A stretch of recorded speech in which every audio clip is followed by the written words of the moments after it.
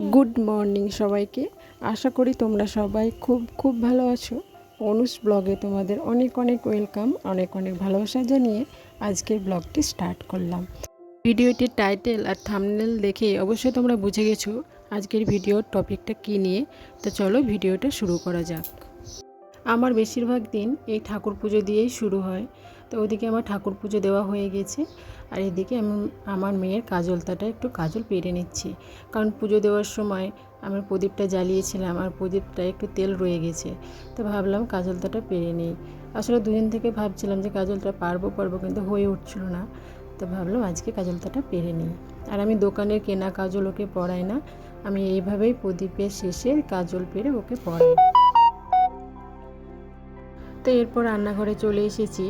ঘোষ দুধ দিয়ে গেছে, তো সেটাকে ছেঁকে নিয়ে গরম করে রেখে দেব। এই দুধটাই আমার মেয়েকে আমি সন্ধেবেলায় খাওয়াই। তো সকালের দিকটা একটু গরম করে রেখে দিই, দিয়ে আবার বিকেলে একটু গরম করে তখন সন্ধেবেলায় ওকে দুধটা খাওয়াই। তো সকালের সব কাজ মোটামুটি হয়ে গেছে। এখন চলে এসেছি ছাদে। আগের দিন যেহেতু বৃষ্টি হয়েছিল আর জামা কাপড়গুলো ভেজা রয়ে গেছে, তা আজকে দেখলাম রোদ করেছে, সেই জন্য ছাদে এই ভেজা জামাগুলো একটু রোদে দিলাম। আর এদিকে দেখো, আগের দিন বৃষ্টিতে সারাদিন জল পেয়েছে এই গাছগুলো, আর কি সুন্দর ঝকঝকে চকচকে হয়ে গেছে, আর ফুলটাও খুব সুন্দর লাগছে, সেই জন্য একটু ক্যাপচার করে নিলাম। আর আমার মেয়েকে খুব ঠান্ডা লেগেছে, যেহেতু ওয়েদার চেঞ্জ হয়েছে। আগে কিছুদিন গরম ছিল, তারপরে মাঝে বৃষ্টি, তো সেই জন্য ওকে তুলসী পাতার রস খাওয়াবো। তো ছাদে 3টে তুলসীর গাছ দেখলে সেগুলো পাতা আমি নিয়ে নিয়েছি, আর নিচে তুলসী মন্দির থেকে কিছুটা পাতা নিলাম, আর সেখান থেকে আমি ভালোভাবে ধুয়ে রস বের করে নিলাম। দেখতে পেলে সেই রসটা একটু মতো হয়েছে। তো আমার এই মধুটা হচ্ছে বাড়ির মধু, এই মধুটা মিশিয়ে ওকে আমি খাওয়াবো। আর বাচ্চাদের এটা ঠান্ডা লাগলে খাওয়ালে কিন্তু খুব ভালো। কেনা যে মধুগুলো হয়, মানে দোকানে যে মধু পাওয়া যায়, সেই মধু আমি খাওয়াই না, আমার ঘরের মধুই আমি ওকে খাওয়াই। আর বেশিরভাগ দিনে আমি ওকে এই তুলসী মধু খাওয়াই, কারণ ঠান্ডা লাগার হাত থেকে কিন্তু এটা রক্ষা করে।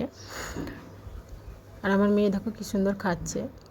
আর আমি ড্রপার দিয়েই খাওয়াই, কারণ আমার খাওয়াতে সুবিধা হয়। চামচ দিয়ে খাওয়ালে কী হয়, ও ফেলে দেওয়ার চেষ্টা করে, আর ড্রপার দিয়ে না খাওয়ালে ও ফেলতে পারে না, সেই জন্য আমি ড্রপার দিয়েই খাওয়াই। আর আমার মেয়ের শরীরটা খুব নরম, একটু যদি ওয়েদার চেঞ্জ হয়ে যায় তাহলে ও ঠান্ডা লেগে যায়। আর এখন এত ঠান্ডা লেগেছে, নাক মুখ দিয়ে শুধু সর্দি ঝরছে। মানে ওয়েদারটা ঠান্ডা না, এখন কিছুদিন গরম ছিল, দিয়ে আবার মাঝে ঠান্ডা, দিয়ে আবার গরম, এইভাবে চলছে, দিয়ে খুব ঠান্ডা লেগে গেছে। তো ওকে ওদিকে তুলসী মধুটা খাইয়ে আমি মায়ের কাছে রেখে এসেছি, আর আমি ওর পাপার জন্য এদিকে ভাত বসিয়ে দিলাম। ভাতে আমি দিয়ে দিয়েছি 2টো আলু সেদ্ধ করব, আর ডাল করব, আর একটু ডিমের অমলেট করে দেব। তো এদিকে আমি রান্নাটা বসিয়ে দিলাম। দেখবে বাচ্চারা যতই অসুস্থ থাকুক, বা স্বামী অসুস্থ থাকুক, বা আমরা নিজেরাই অসুস্থ থাকি না কেন, আমাদের সংসারের কাজকর্মগুলো কিন্তু ফেলে রাখা যায় না। সংসারের কাজকর্মগুলো কিন্তু আমাদেরকে করতেই হয়, কারণ পেটে খেতে হলে তো এগুলো করতেই হবে, তাই না? তো দেখো, তারপরে মেয়ে ওইদিকে কিন্তু কাঁদছিল, মায়ের কাছে ঠিকঠাক থাকছিল না, সেই জন্য কী করলাম, একটু দোলনাতে ওকে বসিয়ে রাখলাম। দেখো এখন কী সুন্দর হাসছে, মানে ওকে যতক্ষণ ভালো রাখা যায় সেই চেষ্টাই করছি আর কি। আর হাসি খুশি দেখতে, বাচ্চাদের হাসি খুশি দেখলে আমাদেরও মনটা অনেকটা শান্তি হয়, আর কতটা খুশিও দেখো। আর ঠান্ডা জ্বর হলে, ঠান্ডা জ্বর যদি আমাদেরও হয়, বড় মানুষেরও যদি হয়, তো কতটা আমাদের কষ্ট হয়, আর ওরা তো বাচ্চা। তো দেখো দোলনায় দুলতে দুলতে কিন্তু ও ঘুম পাচ্ছিল ওকে, তো আমি ঘরে নিয়ে এসে ওকে একটু ঘুম পাড়িয়ে দিলাম।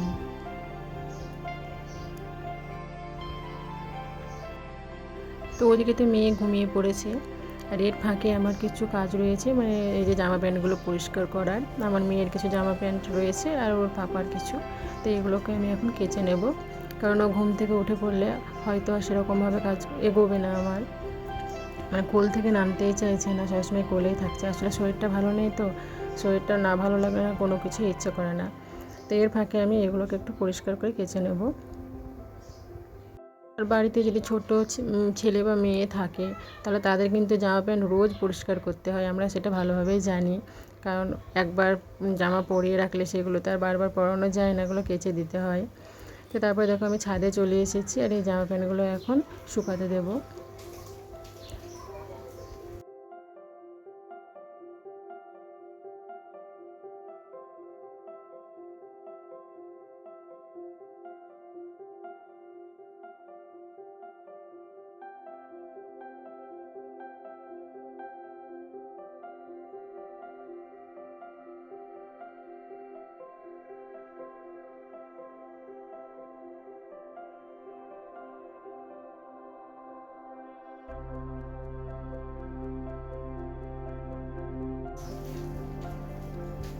তারপরে সকালে যে জামা কাপড়গুলো আমি মেলে দিয়েছিলাম সেগুলো শুকিয়ে গেছে, তো সেগুলো একটু আমি ভাজিয়ে রেখে দিলাম।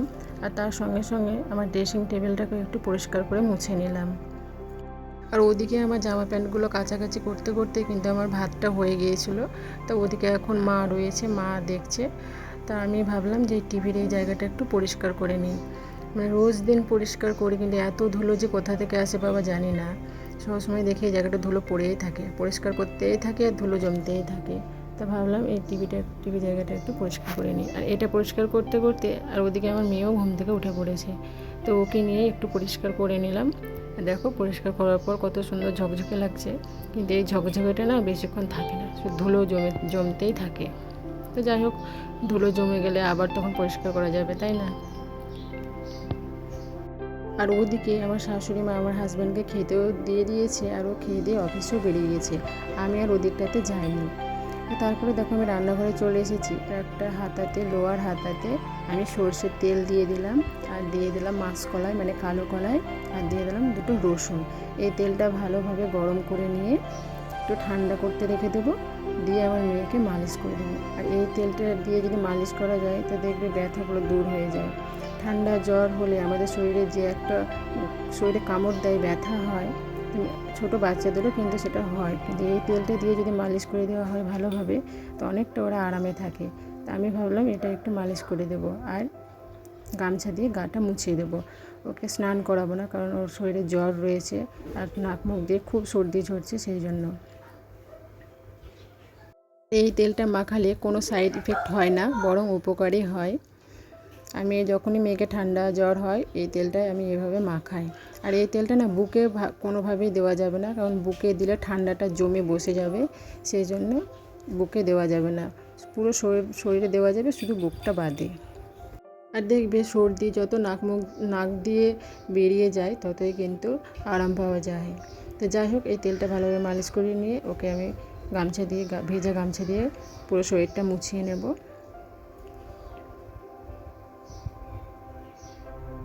আর ও খুব সুন্দরভাবে নিচ্ছে দেখো, কারণ ওকে আরাম লাগছে, ওকে ভালো লাগছে। গা হাত পাতে ব্যথা আছে, আর সর্দি লাগলে দেবে গা হাত পাতে ব্যথা করেই। তারপরে দেখো ওকে আমি মাথায় হালকা একটু জল দিয়ে দিয়েছি, আর গামছা দিয়ে পুরো শরীরটা মুছে নিয়েছি। এবার একটু মুখে ক্রিম মাখিয়ে দেবো, পাউডার মাখিয়ে দেবো, একটু টিপ পরিয়ে দেবো। ছেলে মেয়ে যদি অসুস্থ থাকে তো সব থেকে কষ্ট কিন্তু মায়েদেরই হয়, কারণ মায়ের কাজ ছাড়া ওরা অন্য কারোর কাছে যেতে চায় না, আর সবসময় কোলে থাকতে পছন্দ করে, নিচে হেঁটে খেলে বেড়ায় না। মায়েদের আর কি বলবো, মায়েদের যে কষ্ট সেটা বুঝতেই পারছি। আর তারপরে রয়েছে সংসারের সব কাজকর্ম, মানে ওকেও সামলাতে হয়, প্লাস সংসারের সব কাজকর্ম। তো যাই হোক, কিচ্ছু করার নেই, সংসার মানে সব কিছু মানিয়ে গুছিয়ে চলার।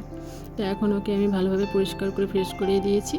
তো ওকে এখন আমার শাশুড়ি মায়ের কাছে দিয়ে আমি চলে যাব রান্নাঘরে। আর দুপুরে রান্নাটা করতে হবে। সকালে তো শুধু ওর মতো ওকে রান্না করে দিয়েছি, দিয়ে তো অফিস চলে গেছে। এখন হবে দুপুরের রান্না। তো দেখো রান্নাঘরে চলে এসেছি। আর আজকে এই যে পাটের শাক রান্না করব, আর ডিম আলু দিয়ে একটা তরকারি করব, আর এদিকে আমি কেঁদুরিটা সিদ্ধ করতে বসিয়ে দিয়েছি, তো এটা ভেজে নেব। আর ফ্রিজে ছোট মাছ রয়েছে, তো ছোট মাছ ভাবছি আম দিয়ে রান্না করব, দেখি কি করা যায়। আর তারপরে দেখো মেয়ে শাশুড়ি মায়ের কাছেও থাকছিল না, কান্না করছিল। আর আমাকে তো আমার মেয়ে মাটা খুব কমই বলে, পূজা বলেই ডাকে বেশি, কারণ বাড়িতে সবাই আমার নাম ধরে ডাকে, সেটা শুনে শুনে ও সেটা বলতে থাকে। তো মায়ের কাছে থাকছিল না, শুধু পূজা পূজা বলছিল। আর যেহেতু আমার নামটা খুব সহজ পূজা, তো সেই জন্য ও বলতেও শিখে গেছে। তো ওকে নিয়ে একটু রান্না করলাম। আর তারপরে ওকে দেখো দোলনাতে বসিয়ে দিয়েছি, কারণ ওকে নিয়ে ওই গ্যাসের কাছে রান্না করাটা ঠিক নয়। তো ওকে একটা হাতে ওর একটা ব্যাগ দিয়েছি, আর হাতে একটা বিস্কিট দিয়েছি, দিয়ে আমি এদিকে রান্না করছি, আর ওকে এদিকে একটু করে দোলনায় দোলাচ্ছি। আর ওদিকে আমার শাশুড়ি মা স্নানে গেছে। আমার শাশুড়ি মা ওকে বেশিরভাগ সময়টা ওকে নিয়েই থাকে, আমি বাড়ির সব সংসারে কাজকর্ম করি। তো ওইদিকে পাটের শাকটা আমি বসিয়েছি, আর ইন্ডাকশানে ভাতটা বসিয়ে দিয়েছি। তো তারপরে দেখো ওইদিকে রান্না করতে করতে আমি এদিকে তাকিয়ে দেখছি আমার মেয়ে কখন ঘুমিয়ে গেছে। মানে শরীরটা দুর্বল তো টায়ার্ড, সেই জন্য ঘুমিয়ে গেছে। তো যাই হোক, ওকে দোলনাতে তো এইভাবে রাখা যাবে না, এখন ওকে দোলনা থেকে নিয়ে গিয়ে আমি বিছানায় শুয়ে দেব। তো আজকের ভিডিওটা আমি এখানেই শেষ করছি। আমার এই ছোট্ট ভিডিওটা যদি তোমাদের ভালো লাগে তো অবশ্যই একটি লাইক আর কমেন্ট করে আমার চ্যানেলটি প্লিজ সাবস্ক্রাইব করে রাখবে। আর আরও নতুন নতুন ভিডিও পেতে আমার চ্যানেলটি প্লিজ সাবস্ক্রাইব করে রেখো। সবাইকে টাটা। আজকের ভিডিওটা আমি এখানেই শেষ করলাম।